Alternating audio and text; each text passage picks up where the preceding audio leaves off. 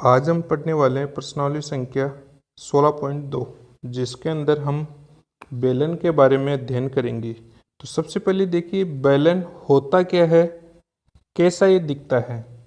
तो आपने अपने घरों में पाइप, प्लास्टिक की कोई भी पाइप, सरिया है उसका टुकड़ा या कोई भी तार का टुकड़ा देखा होगा। ये सभी बेलन के एग्जाम्पल है, बेलन के उदाहरण हैं।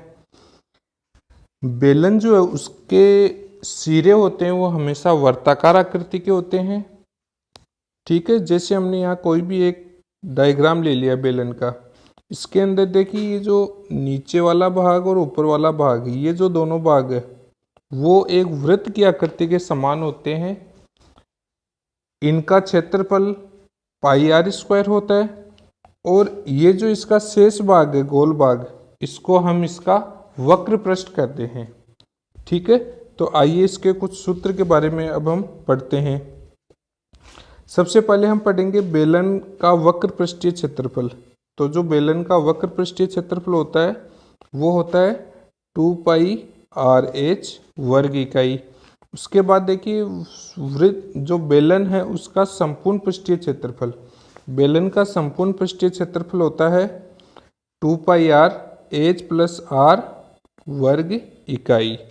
इसके बाद आधार का क्षेत्रफल, तो आधार का क्षेत्रफल अभी मैंने आपको बताया था वर्ताकार होता है और उसका क्षेत्रफल क्या हो जाएगा, पाई आर स्क्वायर वर्ग इकाई।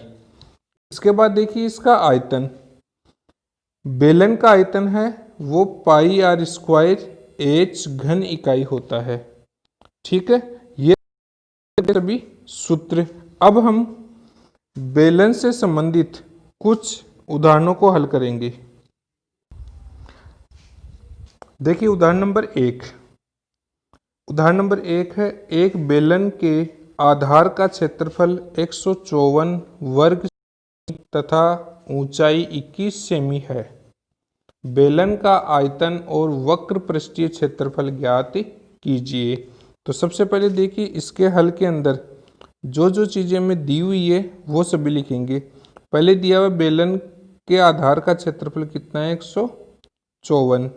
फिर उसकी ऊंचाई कितनी दी हुई है, 21 सेंटीमीटर।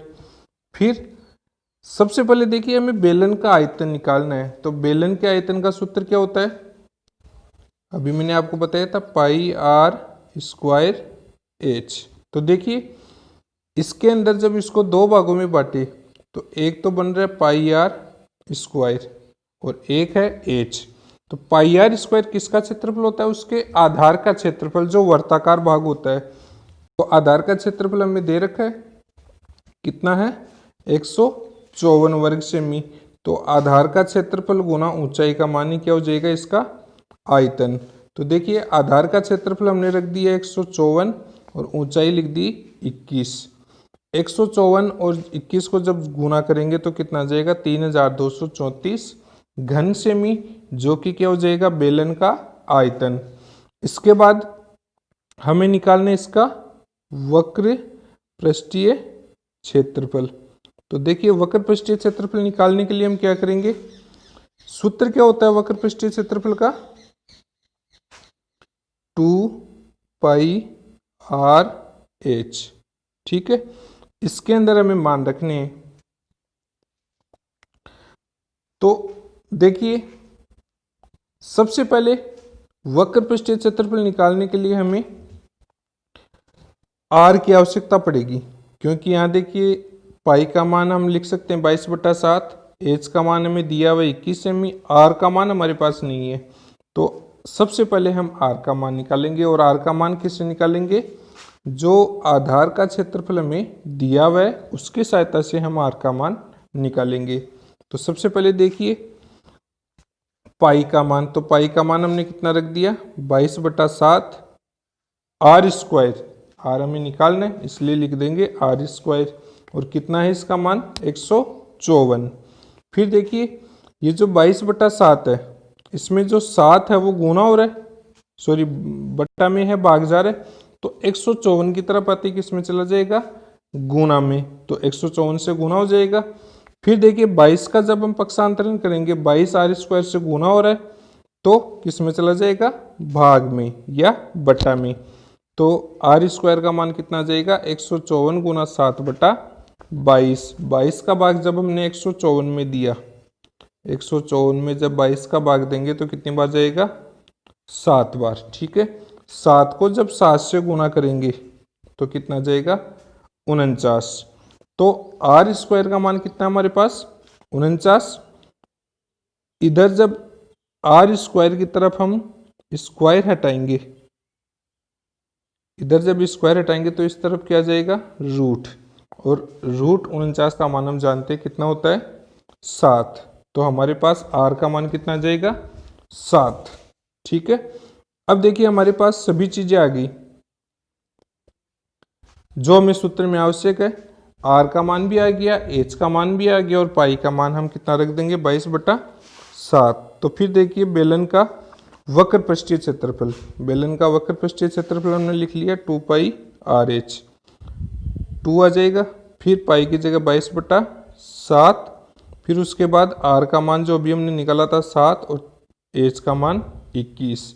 इसको जब हल करेंगे हम तो देखिए 7 से 7 कैंसिल हो जाएगा, फिर 2 और 22 को गुना करेंगे तो 44, और 44 गुना करेंगे तो कितना जाएगा, 924 वर्ग सेमी, जो कि क्या हो जाएगा, बेलन का वक्र पृष्ठीय क्षेत्रफल। फिर देखिए उदाहरण नंबर 2। उदाहरण नंबर 2 है, एक बेलन की ऊंचाई 11 सेमी तथा उसका वक्र पृष्ठ 968 सेंटीमीटर स्क्वायर है, बेलन की त्रिज्या ज्ञात कीजिए। तो देखिए इसके अंदर हमें दिया हुआ क्या है, बेलन का वक्र पृष्ठ। तो सबसे पहले देखिए यहाँ बेलन की ऊंचाई कितनी है, 11। तो बेलन की ऊंचाई हमने यहाँ लिख दी 11 सेमी। अब जो बेलन की त्रिज्या है उसको हमने क्या मान लिया, आर, और इसके साथ बेलन का वक्र पृष्ठ दिया हुआ है 2πRh बराबर 968 सेंटीमीटर स्क्वायर। फिर देखिए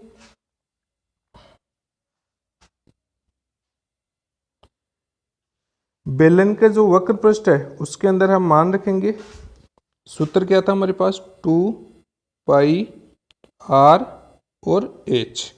तो 2 की जगह हम यहाँ 2 रख देंगे, पाई की जगह 22/7, आर की जगह जो हमें निकालना है आर रख देंगे, और h की जगह में दिया हुआ है 11। ठीक है, तो अब इसके अंदर देखिए सबसे पहले मान में किसका निकालना है, आर का। तो आर के अलावा बाकी जो अंक है उनका हम पक्षांतरण कर देंगे। तो देखिए पक्षांतरण करने पर इसमें जो 7 है वो बट्टा में है एक संख्या, तो 7 है वो 968 की तरफ यहाँ गुना में आ जाएगी, और जो 22, 2 और 11 ये तीनों अंक है वो गुना हो रहे हैं आर से, तो इधर बट्टा में आ जाएंगे। अब जब इसको हम हल करेंगे, ठीक है, इसको जब हल करेंगे तो देखिए सबसे पहले 968 को 7 से गुना करेंगे और उसमें भाग किसका देंगे, 2 गुना 22 गुना 44। तो हमारे पास मान क्या जाएगा, 14 सेंटीमीटर। तो इस प्रकार हमें बेलन की त्रिज्या कितनी प्राप्त होगी, 14 सेंटीमीटर। फिर देखिए उदाहरण नंबर 3। उदाहरण नंबर 3 है, यदि एक बेलन का आयतन 448 पाई घन सेमी और ऊंचाई 7 सेमी है तो बेलन का पार्श्व पृष्ठीय क्षेत्रफल। तो यहाँ पार्श्व पृष्ठीय क्षेत्रफल का मतलब क्या है, उसका जो वक्र पृष्ठीय क्षेत्रफल है वही उसका पार्श्व पृष्ठीय क्षेत्रफल होता है। तो सबसे पहले देखिए जो हमें यहाँ पर दिया हुआ है, बेलन का आयतन कितना दिया हुआ है, पाई आर स्क्वायर, एच बराबर 448 पाई।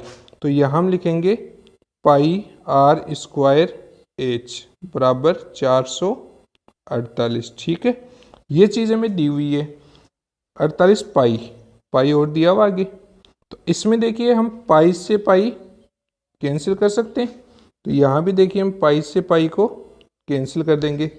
तो हमारे पास बचेगा क्या, अब 448 बराबर 7 आर स्क्वायर। ये जो 7 इधर गुना हो रहा है आर स्क्वायर से, इधर आते ही किस में चला जाएगा, बट्टा में। तो आर स्क्वायर का मान कितना हो जाएगा, 700, 448/7 और जब 448 में 7 का भाग देंगे तो क्या आ जाएगा हमारे पास 64। अब आर स्क्वायर का मान 64 है, तो आर का मान कितना हो जाएगा 64 का वर्गमूल 8। तो आर का मान हमने यहाँ निकाल लिया 8 सेंटीमीटर। अब देखिए त्रिज्या और ऊंचाई दोनों है, तो अब हम पार्श्व पृष्ठीय क्षेत्रफल ज्ञात कर सकते हैं, जैसे कि हमने पिछले उदाहरण में किया था। तो देखिए जो बेलन है उसका पार्श्व पृष्ठीय क्षेत्रफल या क्षेत्रफल क्या होता है 2 पाई आर एच। तो इसके अंदर हम 2 की जगह 2 रख देंगे, पाई की जगह क्या रख देंगे 22/7, और उसके बाद आर त्रिज्या की जगह क्या रखेंगे 8 जो भी हमने निकाली है, और एच ऊंचाई की जगह क्या लिखेंगे 7 जो हमें प्रश्न में दिया हुआ है। मान रखने के बाद जब हम इसको हल करेंगे तो यहाँ देखिए जो 7 है वो 7 से कैंसिल हो जाएगा, तो हमारे पास संख्या बची 2 गुना 22 गुना 8। तो 22 गुना 2 गुना 8 को जब हल करेंगे तो आंसर क्या आ जाएगा हमारे पास 352 वर्ग सेंटीमीटर। तो ये हो जाएगा बेलन का वक्र पृष्ठीय क्षेत्रफल। अब इसका संपूर्ण पृष्ठीय क्षेत्रफल ज्ञात करेंगे। तो संपूर्ण पृष्ठीय क्षेत्रफल का सूत्र क्या होता है 2 पाई आर एच प्लस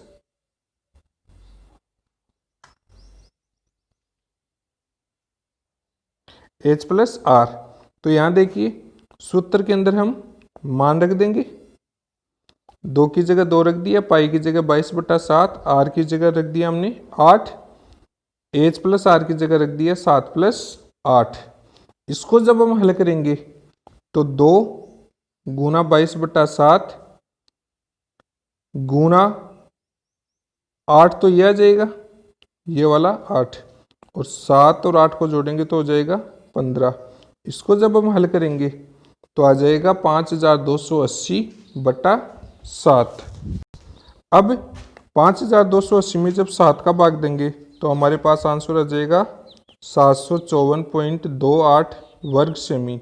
तो इस प्रकार हमारे पास बेलन का संपूर्ण पृष्ठीय क्षेत्रफल कितना हो जाएगा 754.28 वर्ग सेमी।